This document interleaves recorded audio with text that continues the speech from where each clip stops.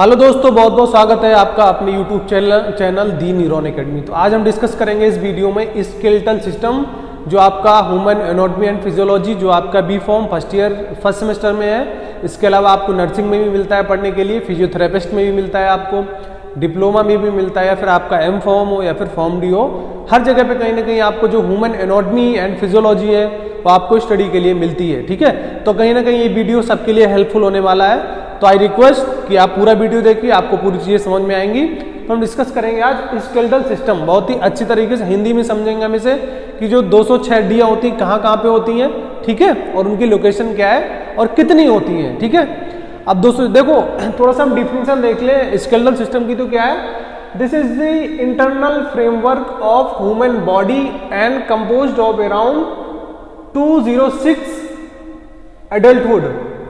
206 adulthood, इसका मतलब ये है कि जो हमारा स्केलेटल सिस्टम है एक पूरे बॉडी का फ्रेमवर्क है, जो हमें एक स्ट्रक्चर प्रोवाइड कराता है, एक फ्रेम प्रोवाइड कराता है।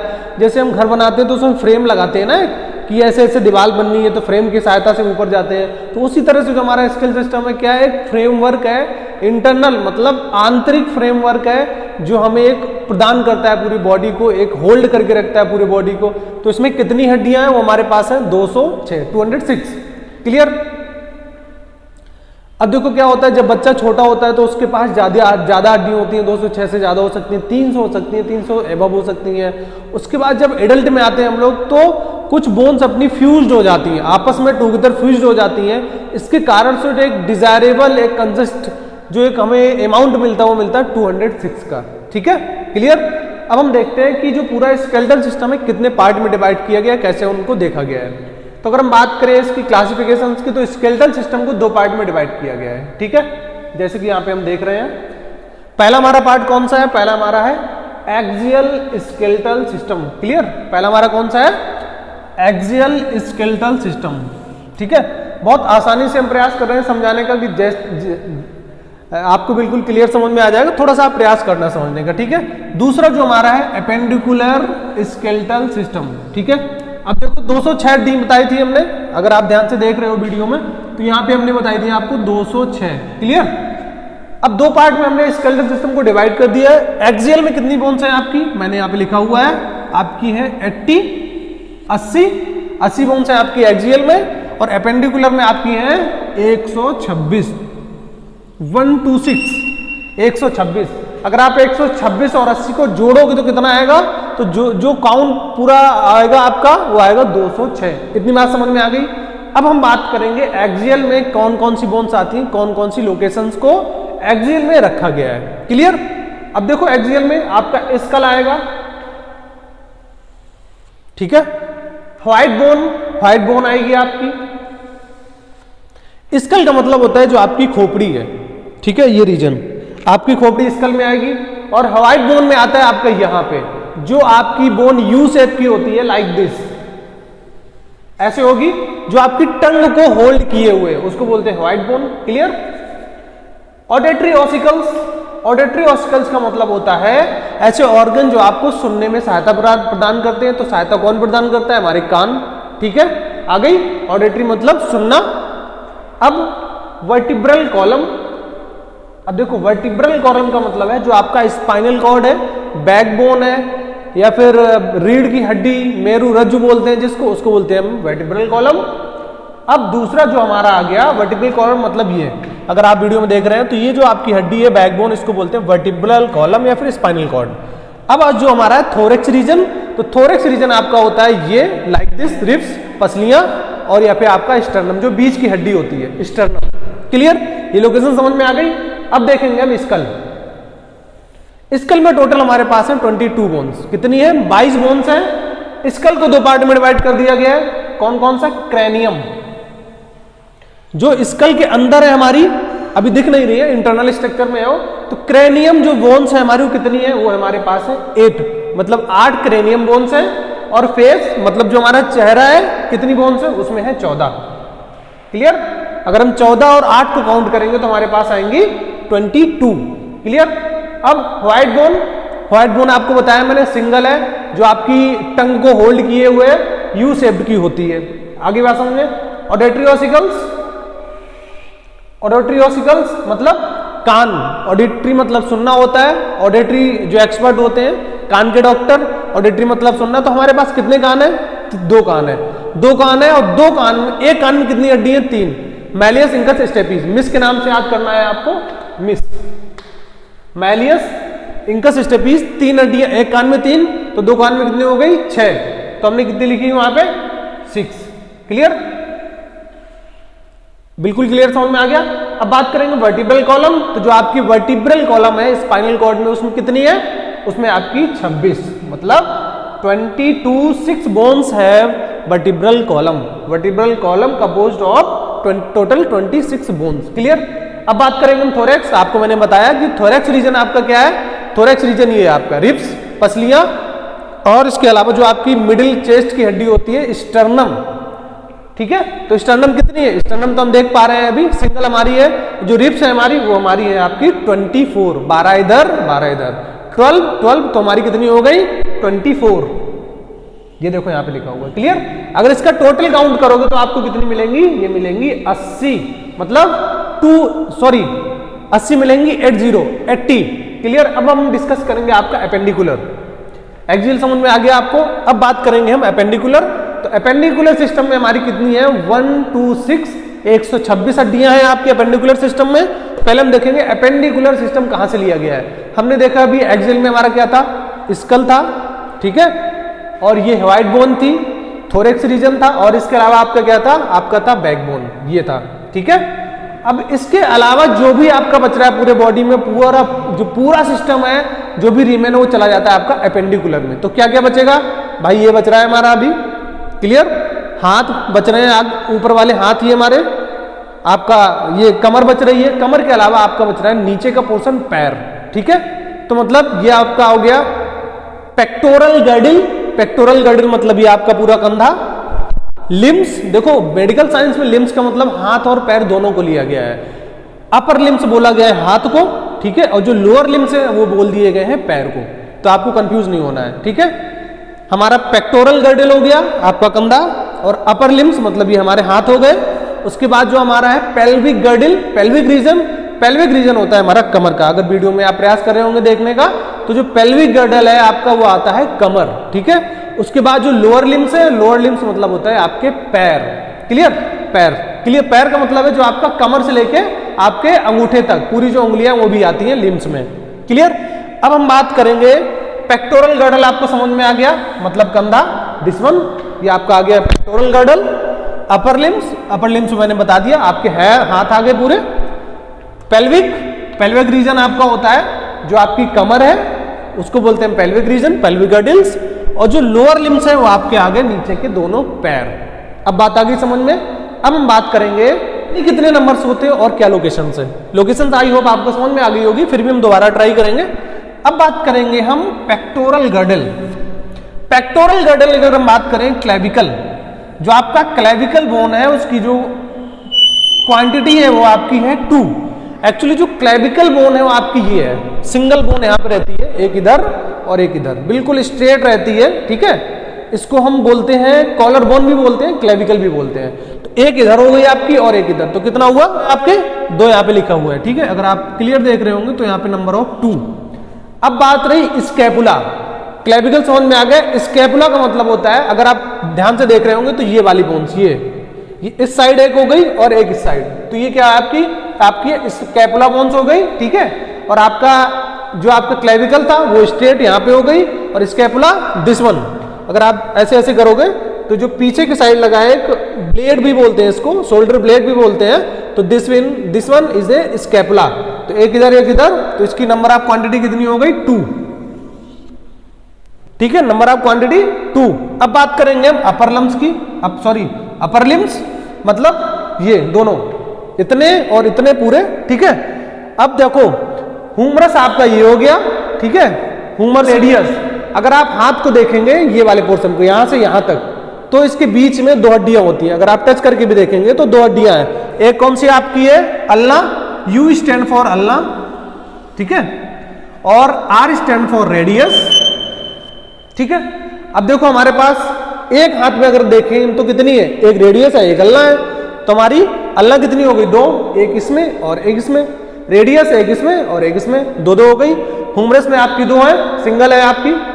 ह्यूमरस में ये हो गई आपकी, एक ये 2 हो गई। अल्लाह एक इसकी एक इसकी।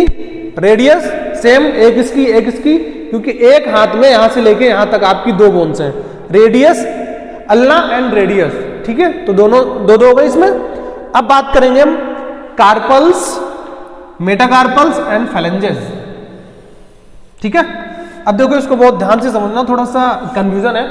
कार्पल्स, मेटाकार्पल्स एंड फेलेंजेस, इसको याद रखना है आपको, CMP। अगर आप फार्मेसी के स्टूडेंट है, मॉलिक्यूलर फार्माकोलॉजी या फिर आपने बायोलॉजी पढ़ी होगी, तो एक CMP पाथवे होता है, ठीक है। ये कोड है हमारा CMP, carpals, metacarpals and phalanges. Carpals हम समझेंगे ये रिस्ट बोन कार्पल्स। उसके बाद ये जो आपका रीजन है कार्पल्स, मतलब ये यहां पे देख लिया हमने। अब मेटाकार्पल्स, क्योंकि C stand for carpals, M stand for metacarpals, ये रीजन, ठीक है। और उसके बाद जो फेलेंजेज है आपका ये रीजन, ठीक है। बात आ गई समझ में? 3 होंगे यहां पे, एक में 3, 1 1 2 3, 1 2 3, और इसमें 2 है, 1 2, ठीक है। Carpals clear, metacarpals and phalanges, ये समझ में आ गया आपको। अब देखेंगे हम डिजिट कितनी कितनी है भाई। आपकी कार्पल्स में आपकी है 16, कार्पल्स का जो क्वांटिटी आपकी 16 है, क्लियर। देखो यहां पे देख रहे हो आ गया, कार्पल्स में कितनी है? कार्पल्स में आपके पास है 16, उसके बाद मेटाकार्पल्स में आपकी 10, अब फेलेंजेस में आपकी 28। देखो 28 कैसे है, अगर आप देख रहे होगे कितनी है इसमें, 1, देखो 1 2 3, 12 हो गई, और 2 इसकी 1 and 2, ठीक है। अब देखो यहां पे 1 and 2, 12 और 2 14, मतलब 14, और 14 + 14 28, 14 इसकी और 14 इसकी, तो कितनी हो गई यहां पे? 28। क्लियर, CMP आपको समझ में आ गया, carpals, metacarpals and phalanges. I hope आपको क्लियर समझ में आ गया होगा। अब हम बात करेंगे पेल्विक गर्डल्स। पेल्विक मतलब होता है आपकी कमर वाला पोर्शन। अगर आप हम प्रयास कर रहे हैं वीडियो में दिखाने का, तो जो कमर का पोर्शन है वो हमारा होता है पेल्विक गर्डल। पेल्विक गर्डल में आपके पास है 2, ठीक है। अगर आप ह्यूमन स्केलेटल सिस्टम का फिगर देखेंगे तो आपको 2 पेल्विक बोन्स यहाँ पे लगेंगी, जो पूरे पेल्विक मसल्स को और जो आपका कमर है उसको होल्ड करके रख रही है। तो आप उसको 3D मॉडल में देखेंगे, आपको क्लियर दिख जाएंगे वहां पे कितनी है, आपकी है 2 बोन्स, ठीक है। अब बात करेंगे हम लोअर लिम्स की भाई। लोअर लिम्स मतलब पैर की बात करेंगे हम। पैर मतलब जो हमारा कमर के नीचे का पोर्शन पूरा है उसको देखते हैं हम लोअर लिम्स में, ठीक है। अब लोअर लिम्स में हमारी है फीमर। फीमर का भाई आप जानते ही हो सबसे मजबूत हड्डी होती है फीमर में, और लंबी भी होती है, ठीक है। तो फीमर हमारी एक पैर की, ये फीमर देखो 2 फीमर होंगी हमारी, एक पैर की और एक दूसरे पैर की, 2 फीमर हो गई हमारे पास। ये आप देख रहे हो यहाँ पे क्वांटिटी 2 फीमर हो गई, क्लियर। अब बात करेंगे हम पटेला। देखो आपको कंफ्यूजन नहीं होना है, हमने शॉर्ट में लिखा हुआ है F stand for femur, PAT पटेला। पटेला आपकी 2 है, ठीक है, एक एक दोनों पैर में। उसके बाद फिबुला, फिबुला भी आपकी 2 है, एक एक पैर में 2 हो गई। टिबिया की जो क्वांटिटी आपकी 2 है। उसके बाद टार्सल, मेटाटार्सल एंड फेलेंजेस। जैसे आपने याद किया था CMP, वैसे ही याद करना है आपको, टार्सल, मेटाटार्सल, फेलेंजेस, ठीक है। आपका CMP क्या था? Carpals, metacarpals and phalanges. उसी तरह पैर का आपको याद रखना है tarsals, metatarsals and phalanges, clear. I hope आपको पूरा वीडियो समझ में आएगा। अगर आपको कोई भी कंफ्यूजन है किसी बोन्स के रिगार्डिंग, देखो एक चीज और दिखा दें इसमें, अगर आप थोड़ा सा और डीप स्टडी करोगे तो डिफरेंट आपकी जो इंटरनेशनल बुक्स हैं तो कुछ थोड़ा वेरिएशंस बोन का आ सकता है, बट जो आपको जो एक रेफरेंस बुक है उसमें जो स्टैंडर्ड है वो आपको यही क्लासिफिकेशन देखने को मिलेगा, ठीक है। तो अगर थोड़ा बहुत वेरिएशंस आ रहा है तो उसमें पैनिक होने की कोई जरूरत नहीं है, हेजिटेट होने की कोई जरूरत नहीं है, ठीक है। अगर आपको कोई कमेंट है तो most welcome in my comment section. Thank you. Scholar, इस वीडियो में हम डिस्कस करेंगे अब जो हमारा स्केलेटल सिस्टम है उसके मेजर फंक्शंस क्या होते हैं, मतलब फंक्शंस ऑफ स्केलेटल सिस्टम, मतलब जो पूरा कंकाल तंत्र है हमारे शरीर का उसका क्या फंक्शन है, कार्य क्या है उसके ना।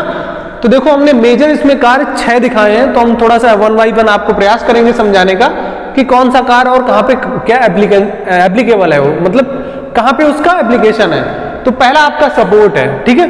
सपोर्ट का मतलब होता है, देखो अगर सपोर्ट को हम थोड़ा सा, सपोर्ट जो वर्ड है अगर हम कोरिलेट करें आप स्केलेटल सिस्टम से, तो कैसे समझेंगे? हमारी पूरी बॉडी है, अभी हाथ पैर चला रहे हैं हर जगह पे ना, पूरा हम खड़े हुए हैं अभी। अगर हमारी बॉडी से जो बोन्स हैं पूरी बोन्स को निकाल लिया जाए तो क्या हम रुक पाएंगे? क्या हम बैठ पाएंगे? क्या आप खड़े हो पाएंगे? क्या हम यूट्यूब के सामने भी जो बोल रहे हैं आपके सामने वो बोल पाएंगे? आंसर इसका नहीं, क्योंकि जो हमारा बॉडी है वो होल्ड ही नहीं होगा, उसको सपोर्ट ही नहीं मिलेगा, तो ऐसा क्या होगा? नीचे से पचक जाएंगे, नीचे चले जाएंगे। क्योंकि जो हम स्टैंडिंग है अभी, सपोर्ट है किसके माध्यम से है? कहीं ना कहीं जो पूरी हमारी बोन्स है, पूरी हड्डियां हैं, उनकी वजह से हम खड़े हो पा रहे हैं। ये समझ में आ गया आपको? सपोर्ट। दूसरा है आपका प्रोटेक्शन। प्रोटेक्शन का मतलब होता है सुरक्षा करना, ठीक है। अब देखो सुरक्षा करना कैसे है, जैसे अभी आपने पढ़ा हुआ था कि क्रैनियम बोन्स है, हमारी क्रेनियल बोन्स है ब्रेन में, ठीक है। अगर क्रेनियल बोन्स डिस्टर्ब हो जाए या फिर क्रेनियल बोन्स को निकाल दिया जाए तो जो इंटरनल स्ट्रक्चर है ब्रेन का उसको प्रोटेक्ट कौन करेगा? कोई नहीं कर पाएगा। अगर हम रिब्स को निकाल दें तो आपके लंग्स को प्रोटेक्ट करेगा? कोई नहीं कर पाएगा ना। इसलिए क्या होता है, बोन्स हमारी प्रोटेक्शन का काम करती हैं, हमें सुरक्षा प्रदान कराती है किसी से, ठीक है। अब हम बात करेंगे असिस्टेंस इन मूवमेंट। चलो भैया, असिस्टेंस मूवमेंट का मतलब हम अगर चौक से ऐसे लिख रहे हैं बोर्ड पे तो हमें कौन असिस्ट कर रहा है? हमारी कहीं ना कहीं जो हमारी हैंड की लिम्स की बोन से वही कर रही है ना। अगर हम चौक से यहाँ पे लिख दें, चलो लिख दिया हमने रॉयल पटेल, ठीक है, तो हमने कैसे लिखा?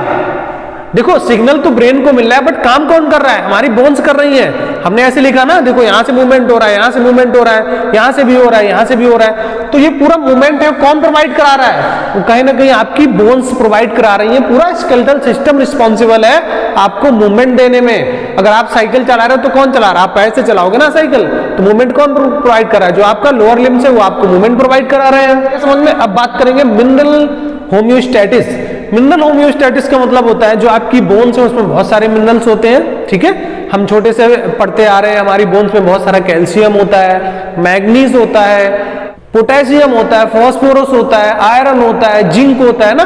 तो ऐसे बहुत सारे हमारे जो बोन्स है बहुत सारे मिनरल्स होते हैं। अगर वो मिनरल डिस्टर्ब हो जाए तो क्या होगा? हमारी बोन्स में वीकनेस आ जाएगी, ठीक है, फ्रगाइल नेचर हो जाएगा, फ्रैक्चर होने के चांस बढ़ जाते हैं। ये फिर बहुत सारी मेडिकल कॉम्प्लिकेशंस हैं, बहुत सारी बीमारियां हो सकती है हमारी बोन्स में। तो इसलिए लिखा स्टोरेज एंड रिलीज, मतलब हमारी बोन्स कैल्शियम और जो मिनरल्स हैं उनको स्टोर करती है। अगर उन्हें कभी फ्यूचर में रिक्वायरमेंट पड़ती है तो हमारे बॉडी को सप्लाई भी कर देती है, रिलीज भी कर देती है। कैल्शियम बोन से हमारा बॉडी ब्लड में चला जाता है। तो ये फंक्शन है आपका क्या है? Mineral homeostasis, storage and release. अब बात करेंगे ब्लड सेल प्रोडक्शन, ठीक है। हम छोटे थे 10th क्लास में 12th में तो हम पढ़ा करते थे कि बोन मैरो जो हमारी आरबीसी बनाती है, तो बोन मैरो हमारी होती है बोन्स में, हिप बोन्स में हो सकती है आपकी, ठीक है, हिप बोन्स में हो सकती है आपकी। इसके अलावा आपका रिब्स बोन्स में भी समटाइम बोन मैरो का कंसंट्रेशन मिलता है। तो क्या प्रोडक्शन करती है वो करती है आपकी रेड बोन मैरो प्रोडक्शन करती है आपकी आरबीसी का, मतलब लाल रुधिर कणिकाएं आरबीसी उसका प्रोडक्शन करती है। अगर बोन्स में बोन मैरो जो हमारी डिस्टर्ब हो जाए तो आरबीसी नहीं बनेगी। अगर आरबीसी नहीं बनेगी तो हम जीवित नहीं रह पाएंगे, हमारे ब्लड में आरबीसी का लेवल कम हो जाएगा, हमारी डेथ हो जाएगी। अगर बहुत ज्यादा डिफिशिएंट हो गया है तो प्रॉब्लम आ जाएगी, ऑक्सीजन कैरिंग कैपेसिटी है वो लॉस्ट हो जाएगी हमारी ब्लड की, ठीक है, और बहुत सारी ब्लड रिलेटेड प्रॉब्लम्स आने लगेंगी। इसलिए जो हमारा बोन्स है वो आरबीसी का कहीं ना कहीं प्रोडक्शन कर रहा है due to help of red bone marrow. Last जो हमारा यूनिक फीचर है हमारे बोन्स के पास वो है हमारा ट्राइग्लिसराइड स्टोरेज। कोलेस्ट्रॉल ट्राइग्लिसराइड का स्टोरेज कैसे करता है, ठीक है। एक्चुअली हमारे बोन्स में होता है येलो बोन मैरो। अभी तक आपने देखा रेड बोन मैरो। अगर रेड बोन मैरो की बात करें तो प्रोडक्शन करता है हमारा आरबीसी का, डब्ल्यूबीसी प्लेटलेट्स का भी कर सकता है। अगर हम येलो बोन मैरो की बात करें तो ये करता है आपका जो हमारी ट्राइग्लिसराइड है, आपको फैट ट्राइग्लिसराइड एंड एनर्जी को रिजर्व करता है, ठीक है। मिलता कहां है भैया? ये सबसे ज्यादा आपको मिलेगा कनेक्टिव टिश्यू में, ठीक है। आपको कनेक्टिव टिश्यू बोन्स में मिलता है इसका कंसंट्रेशन, ठीक है। तो क्या करता है? ये स्टोर करता है, किसको करता है? फैट को स्टोर करता है, आपका ट्राइग्लिसराइड कोलेस्ट्रॉल को करता है, एंड एक तरह से एनर्जी रिजर्वायर का काम करता है। तो आई होप आपको पूरे जो 4 हमने फंक्शन आपको डिटेल में हिंदी में समझाए आपको समझ में आए होंगे, ठीक है। अगर आपको कोई कंफ्यूजन है, कोई डाउट है, most welcome in my comment section. हमसे जुड़े रहिए, वीडियो वॉच करते रहिए। अगर आपको कोई दिक्कत है, अगर आप अपना कोई क्वेश्चन इंक्वायरी करना चाहते हो, आप कमेंट सेक्शन में डाल दीजिए और हम उस पर प्रयास करेंगे अपने वीडियो को शूट करने का, आपको एप्लीकेबल नॉलेज प्रोवाइड करने के लिए। Thank you.